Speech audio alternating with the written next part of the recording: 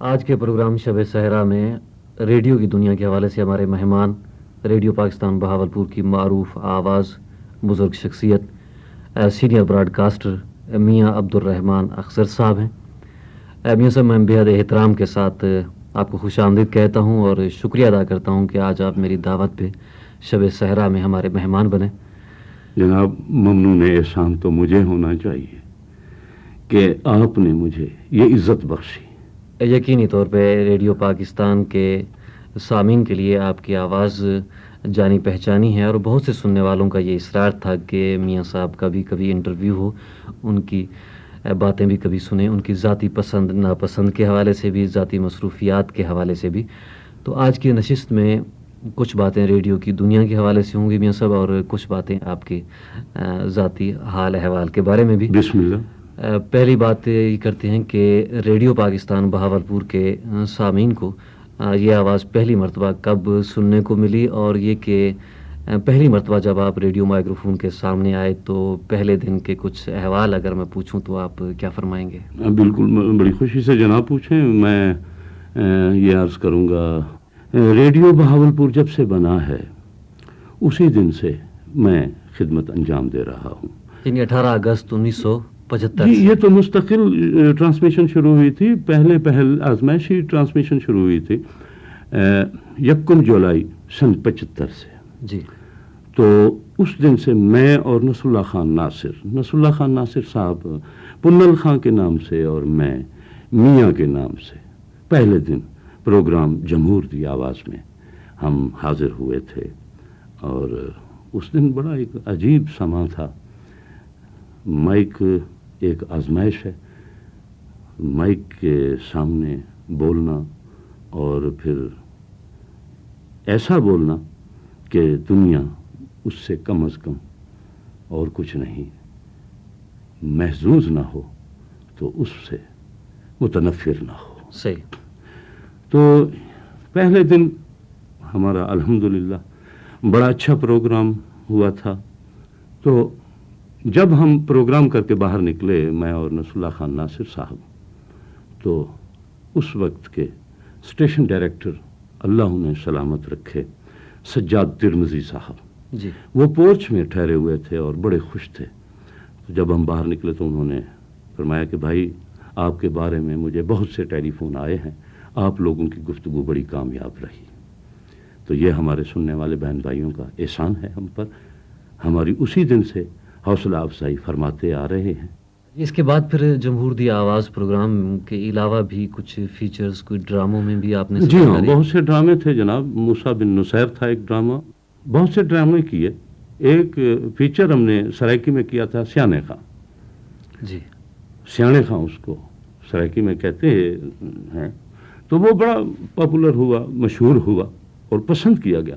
اور لطف کی بات اس میں یہ ہے کہ پروڈیوسر جو ہے نا وہ کام لے سکتا ہے۔ اس وقت کے جو پروڈیوسر تھے نصر اللہ خان ناصر تھے، انہوں نے ہر آدمی سے کام لیا، اس طرح سے کام لیا کہ ہر کردار اس کا جو تھا نا مشہور ہوا، پاپولر ہوا۔ تو میرے خیال میں میرے سننے والے بہن بھائیوں کو وہ یاد ہوگا۔ اب اسی کی طرز کا ایک اور فیچر ہو رہا ہے، عاقل خان۔ تو اس میں بھی میں عاقل خان کا کردار کر رہا ہوں، اس میں سیانے خان ہوتا تھا۔ اور ڈرامے بھی بہت سے کیے، کچھ نعتیں بھی میری آواز میں ریکارڈ ہوئیں، کافیاں بھی، اور غالباً جہاں تک میری یادداشت کا تعلق ہے مجھے یاد پڑتا ہے کہ کلام اقبال بھی تھا، اور ایک مرثیہ کی پوری کتاب ریکارڈ ہوئی تھی یہاں پر۔ اچھا، جی۔ تو جو کام بھی ہوتا تھا وہ کرتے تھے۔ باہر کیف ہمارے اساتذہ جو تھے، جن میں نصر اللہ خان ناصر ہمیں گائیڈ کرتے تھے، سلمان المعظم تھے، عقیل اشرف جو اس وقت اسٹیشن ڈائریکٹر ہیں، اس وقت سینئر پروڈیوسر تھے، اور مرحوم الطاف قریشی اس وقت کے پروگرام مینیجر تھے۔ یہ بہت اچھی ٹیم تھی۔ اکرم شاد ہیں ڈرامے کے بہترین، ماشاءاللہ ماسٹر استاد مانے جاتے ہیں۔ جی۔ تو ان لوگوں نے ہمیں گائیڈ کیا، خاص کر پالیسی کے بارے میں یہ بلا مبالغہ عرض کر رہا ہوں کہ نصر اللہ خان ناصر صاحب نے ہمیں بہت کچھ سکھایا۔ صحیح۔ میاں صاحب اگر میں آپ سے یہ پوچھوں کہ ریڈیو پر آنے کا، ریڈیو پہ پروگرام کرنے کا خیال کیسے ہوا، اور پھر وہ کیا حالات و احوال تھے کہ آپ ریڈیو پہ پہنچے؟ جی میں عرض کرتا ہوں جناب، یہ ریڈیو کشمیر سے ایک پروگرام ہوا کرتا تھا جس میں میر صاحب اور اللہ لوگ صحیح یہ بولا کرتے تھے۔ اللہ لوگ سے میں بہت متاثر تھا، مجھے جہاں بھی میرے کانوں میں آواز پڑتی تھی میں وہیں رک جاتا تھا، اللہ لوگ کو اور میر صاحب کو میں ضرور سننا کرتا۔ اصل وجہ تو یہ ہوئی، پھر جب ملتان میں ریڈیو قائم ہوا تو ماہر صاحب، شمشیر ادر ہاشمی صاحب جو ہیں، ان کو سنا، دل خوش ہوتا جی ہاں، تھا، جمہور دی آواز کے جی۔ میزبان۔ جی تو یہاں جب ریڈیو اسٹیشن بنا تو مجھے دوستوں نے کہا کہ یار آپ بھی جائیں۔ میں نے کہا یار سفارشی لوگوں کو وہاں خبر نہیں جگہ ملے گی، میں ایک بے وسیلہ اور غریب سا آدمی ہوں، مجھے کون وہاں موقع دیتا ہے۔ میں یہاں آ گیا تو جب یہاں میرا ایڈیشن ہوا تو مجھے انہوں نے فرمایا، اکرم شاد صاحب ٹھہرے ہوئے تھے، کہ آپ کو ڈرامہ اور نعت خوانی کے لیے ہم نے چن لیا۔ میں نے کہا جناب آپ مجھے جمہور دی آواز پروگرام میں بحیثیت کمپیئر کے، اس وقت تو مجھے یہ نام بھی نہیں آتا تھا کمپیئر کا، کہ اسے کمپیئر، اسے اصطلاح میں اسے کمپیئر کہتے ہیں، میں تو جناب جمہور دی آواز کروں گا، آپ مجھے وہ پروگرام کہ نہیں وہ بڑا مشکل ہے۔ میں نے کہا پھر بڑی مہربانی ہے آپ کی۔ تو سلمان المعظم سینئر پروڈیوسر تھے یہاں پر، انہوں نے جو یہ میری بات سنی، انہوں نے جا کر الطاف قریشی مرحوم نور اللہ مرقدہ، انہیں جا کر یہ بات بتائی؟ ہاں بتائی کہ آپ اس آدمی کو نہ جانے دیں، یہ جمہور دی آواز کے لیے موضوع ہے۔ انہوں نے مجھے اندر بلایا اور مجھ سے پوچھا کہ آپ کی کوالیفیکیشنز کیا ہیں؟ میں نے کہا جناب جمال ہم نشیں در من حسر کرد مگر نہ من ہما خاکم کے ہستوں۔ کہنے لگے پھر بھی؟ انہوں نے کہا بس جی پے نیکاں گرفت مردم شد۔ صحیح۔ انہوں نے کہا ان کو لے جائیں۔ پھر دوبارہ مجھے پھر اسٹوڈیو میں لایا گیا اور سجاد ترمذی صاحب، مجھے اس وقت تو علم نہیں تھا کہ یہ ڈائریکٹر ہیں، میں نے یہ دیکھا کہ ایک نیا آدمی آ کر سامنے بیٹھ گیا ہے، نصر اللہ خان ناصر صاحب کو میرے سامنے بٹھا دیا گیا اور ایک قسم کی آزمائشی ہماری کمپیئرنگ شروع ہو گئی، گفتگو شروع ہو گئی۔ جی تو اس سے جو بھی صاحبان بوتھ میں موجود تھے وہ بڑے محظوظ ہوئے، اور خدا جب حسن دیتا ہے نزاکت آ ہی جاتی ہے۔ سجاد ترمذی صاحب اللہ انہیں سلامت رکھے، وہ اس وقت زندہ و سلامت ہیں، اگر یہ میرا انٹرویو سن رہے ہیں تو انہیں یاد ہوگی یہ بات۔ مجھے کہنے لگے دیکھیں جی ہم نے آپ کو سلیکٹ تو کر لیا ہے، چن تو لیا ہے۔ میں نے کہا جناب آپ فکر نہ کریں۔ کہنے کیا بات ہے، کیا مطلب؟ میں نے کہا جناب کوئی ایسی بات انشاءاللہ آپ نہیں سنیں گے میرے منہ سے جس میں ضم کا پہلو ہو۔ واہ، وہ حیران ہو گئے، کہنے لگے ماشاءاللہ جائیں جناب۔ الطاف قریشی مرحوم فرمانے لگے کہ دنیا ہمارے پیچھے بھاگتی ہے، چاہے ہم جہاں جاتے ہیں ہم آپ کو ڈھونڈ لیں گے۔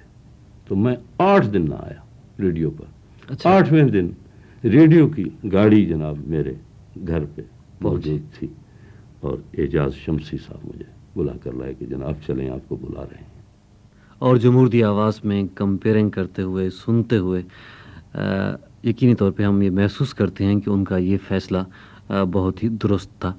میاں صاحب آپ کچھ عرصے کے لیے موسیقی کے شعبے میں بھی اسسٹ کرتے رہے، موسیقی سے بھی آپ کو گہرا لگاؤ ہے، شغف ہے، تو اس حوالے سے اس وقت اگر آپ کچھ سننا چاہیں تو وہ سن لیتے ہیں، اس کے بعد پھر اپنی گفتگو مزید جاری رہے گی۔ جناب مطلب تو مجھے اس غزل کا یاد نہیں ہے، کچھ اس طرح سے ہے کہ میری کہانی میری زبانی نہ پوچھیے، الطاف حیدری کا غالباً یہ کلام۔ جی جی بالکل، استاد امانت علی خان، استاد امانت علی خان کی آواز میں۔ آئیے یہ غزل سن لیتے ہیں، پھر اس کے بعد مزید باتیں آپ سے ہوں گی۔ ٹھیک۔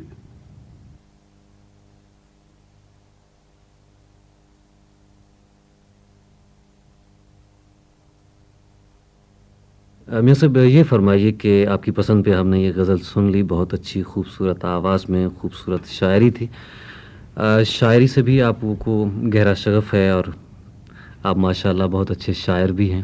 نہیں جی، میں رائے صاحب اس بات سے آپ سے اختلاف کروں گا کہ میں بہت اچھا شاعر نہیں ہوں، بلکہ میں شاعر بھی نہیں ہوں، کیونکہ شاعری جو ہے یہ بہت بڑی بات ہے، اس کا ایک علیحدہ علم ہے۔ عروج پر اگر انسان قادر نہیں ہے تو میں سمجھتا ہوں کہ وہ شاعر مکمل نہیں ہے۔ البتہ یہ ہے کہ میں حضور کی مدح و ثنا کرتا رہا ہوں، ماشاءاللہ۔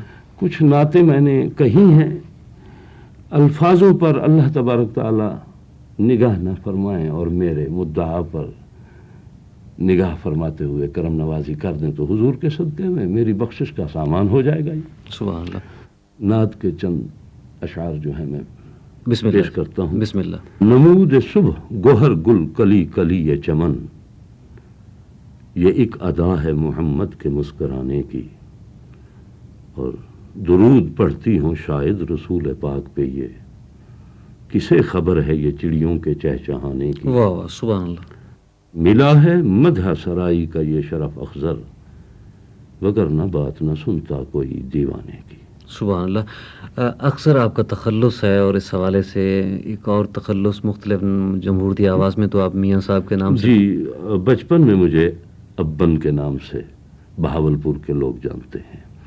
یہ ایک اخبار والے بھائی تھے، انہوں نے مجھ سے سوال کیا تھا، جی۔ میں نے ان کے لیے فی البدی وہاں ایک شعر ہو گیا تھا، میں نے عرض کی کہ جناب کہیں ابن کہیں مستر کہیں میاں کہیں اخضر، واہ واہ، کہیں ابن کہیں مستر کہیں میاں کہیں اخضر، فقط ایک عبد رحمان یہ سارے روپ ہیں دھارے۔ واہ واہ، سننے والوں کو بھی یقین ہو گیا ہوگا کہ آپ ماشاءاللہ بہت اچھی شاعری کرتے ہیں۔ اب شاعری سے ہٹ کے کچھ آتے ہیں کہ ریڈیو پر آنے سے پہلے آپ کی کیا کیا مصروفیات تھیں؟ جی ہاں جناب، میں یہ نہیں کہوں گا کہ میں نے جب آنکھ کھولی تو پھر سرسبز و شاداب باغات تھے اور جناب کھیت تھے، میں مزدور ابن مزدور ہوں، ایک غریب گھرانے سے تعلق رکھتا ہوں۔ میرے ذہن میں یہ بات بچپن سے تھی کہ میں اردو پڑھوں اور ڈاکٹر بنوں یا وکیل بنوں، تو پھر اس شوق کی میں نے تکمیل یوں کی کہ جب میرے 6 بچے تھے تو اس وقت میں دستخط نہیں کر سکتا تھا۔ اچھا۔ پھر مجھے ایک میرے مہربان سید احمد حسن شاہ صاحب ہیں، انہوں نے کہا کہ آپ پڑھیں، عمر کی کوئی قید تو نہیں ہے تعلیم حاصل کرنے کی۔ یقیناً۔ مجھے پھر شوق لگا، میرے بڑے بیٹے نے اور میں نے میٹرک کا امتحان ایک ہی ایگزامینیشن ہال میں دیا تھا۔ پھر اس کے بعد تو یہ ہوا کہ ایک سلسلہ شروع ہو گیا، اور رائے صاحب میں بلا مبالغہ یہ عرض کروں گا کہ ہزاروں کی تعداد میں نہیں تو سینکڑوں کی تعداد میں جو ہیں کتابیں نظر سے گزری۔ طب کا کورس پڑھا، فاضل اردو کا کورس بھی پڑھا، اور ایک میڈیکل کالج سے ڈپلومہ بھی حاصل کیا۔ پھر اس کے بعد کچھ دن ہومیوپیتھک کی پریکٹس کرتا رہا۔ پھر یہ رجسٹریشن وغیرہ شروع ہوئی تو اس وقت میں یہ چھوڑ چکا تھا۔ میں نے سنا ہے کہ آپ ایک سے زائد زبانیں بھی جانتے ہیں، مختلف زبانوں جی، کے میرے والد صاحب جو تھے اس وقت وہ کہا کرتے تھے کہ ہمیں 7 روپے تنخواہ ملتی تھی اور 20 روپے الاؤنس ملتا تھا ایک غیر بولی بولنے کا، غیر مادری، یعنی مادری زبان سے کے علاوہ جو زبانیں چاہے وہ علاقائی بھی، تو کچھ بولیاں ان سے میں نے سیکھی۔ کون کون سی؟ تو گزارے لائق ہیں، البتہ سب سے بڑی بات یہ ہے کہ بولنے میں دقت جو ہوتی ہے وہ لہجے کی ہوتی ہے، کہ جون سی زبان آپ، جو بھی زبان آپ استعمال کر رہے ہیں، بول رہے ہیں، تو کم از کم اس کا لہجہ ضرور ہونا چاہیے۔ اب تو میں اس طرح کی پروگرام کر کے مجھے آج اردو بھی بڑی عجیب سی، یعنی زیادہ تر پتہ نہیں میں کیسے بول رہا ہوں، ماشاءاللہ۔ تو وہ انہیں لہجہ بہت آتا تھا۔ کوئی بات ہوتی تھی تو ہمیں کہتے تھے علاقہ دل ترازت سے کہنا نا، دل تے کہنا نا ستابور چیری تھے، تو ہم انہیں اسی طرح سے جواب دیا کرتے تھے۔ کوئی بات ہوتی تھی وہ ہمیں سمجھاتے تھے۔ پنجابی وہ اس طرح روانی سے بولتے تھے، پشتو روانی سے بولتے تھے، اور بے سری اس علاقے کی زبان ہے، یہ بہاول نگر ہارون آباد فورٹ عباس ویکھو نا صحیح میرا گل نہیں جی بھائی اساں تو ہن تہاڈے جڑا بندہ گلیا تے مڑ تساں وردی نہ دتی خبر کہ ہو گئی ہے واہ واہ سرائکی تو میری اپنی مادری زبان ہے تو یہ جناب سب مقدر کی بات ہوتی ہے صحیح یقیناً بچوں کی تعلیم و تربیت کے حوالے سے الحمدللہ علی احسانہ ہو یہ تشنگی جو تھی میری بچوں میں نے پوری کوشش کی ہوئی ہے کہ مکمل کروں 2 بچے میرے اس وقت ملازم ہیں اور تیسرے نمبر پر جو ہے وہ اس وقت ایم اے انگلش کر رہا ہے اس سے چھوٹے نے اب ایف اے کا امتحان دینا ہے دوسرا جو ہے وہ اب کالج میں داخل ہوا ہے ایک چھوٹا جو ہے وہ 7ویں 8ویں میں پڑھ رہا ہے ماشاء اللہ میاں صاحب آپ نے وقت دیا اور خاصا وقت دیا میں بے حد شکر گزار ہوں آپ کا اب آخری بات میں آپ سے یہ پوچھوں گا کہ آج کی نشست میں کہ آپ نے براڈ کاسٹنگ میں ماشاء اللہ آپ کا تجربہ ہے آپ نے بہت وقت دیا ہے ریڈیو پاکستان بہاولپور کے سامعین آپ کو سن رہے ہیں مختلف پروگراموں میں مختلف ڈراموں میں مختلف فیچرز میں تو آپ یہ فرمائیں ہمارے لیے بھی رہنمائی ہوگی اور ہماری اس نشریاتی ٹیم میں نئے آنے والوں کے لیے بھی رہنمائی ہوگی کہ ریڈیو مائکروفون کے سامنے جب ہم آئیں تو آپ کیا سمجھتے ہیں کہ سب سے زیادہ کس بات کا ہم خیال رکھیں؟ دیکھیے جناب یہ صرف مائک تک محدود نہ کریں انسان کو جی صحیح جہاں بھی بولا جائے تو ایک بات ذہن نشین ہونی چاہیے حضرت شیخ سعدی علیہ رحمت فرماتے ہیں آدمی تا نہ گفتہ باشد عیب و ہنرش نہفتہ باشد جب تک آدمی بات نہ کرے تب تک اس کے علم کی اس کے ہنر کی کوئی پہچان نہیں ہوتی پتہ نہیں چلتا کہ اس کی کیا تعلیم ہے اس کی قابلیت کیا ہے اس کی سوچ کیا ہے جب بھی بولنا چاہیے اور خصوصاً ریڈیو پر ریڈیو تو جناب ایک ایسا ذرائع ابلاغ میں سے ایک ایسا ذریعہ ہے ایک ایسا میڈیا ہے کہ جو ہر جگہ سنا جاتا ہے صحیح سب سے پہلی بات تو یہ ہے کہ جو بھی بولیں سوچ سمجھ کر بولیں درست اور ریڈیو پر کام کرنے کے لیے سب سے بڑی بات جو ہے وہ یہ ہے ہمارے نئے برخورداران جو آ رہے ہیں بچے آ رہے ہیں نوجوان وہ ماشاءاللہ بہت پڑھے لکھے ہیں مگر اتنا کانفیڈنس جو ہے نا حد سے زائد جو ہے اپنے آپ پر کر لینا یہ بھی ایک میں سمجھتا ہوں کہ عیب ہوتا ہے خامی ہوتی ہے صحیح ہاں تو انچارج جو ہے پروڈیوسر اس کی منشا کے مطابق چلنا چاہیے اور ریڈیو پر بولنے سے پہلے یہ ذہن نشین کر لینا چاہیے کہ میرا ذہن جو ہے اس وقت صرف ریڈیو کے لیے ہے باقی تمام چیزیں میں نے پس پشت ڈال دی ہیں وہ خوبصورت بات جی بس یہ بات ہے ماشاء اللہ میاں صاحب آج آپ نے وقت دیا آپ سے بہت سی باتیں ہوئیں بہت سی اچھی باتیں ہوئیں ہمارے لیے رہنمائی ہوئی میں آپ کا شکریہ ادا کرتا ہوں مجھے بھی کچھ کہنے تھے کیونکہ وہ ایک فارسی کی مثل ہے من ترا ملا بگو یم تو مرا حاجی بگو آپ نے مجھے عالم بنا دیا تو اتنا فرض تو میرا بھی ہونا چاہیے کہ میں آپ کو حاجی تو کہوں بات یہ ہے جناب کہ یہ آپ کا احسان ہے بے حد مہربانی شکریہ بے حد مہربانی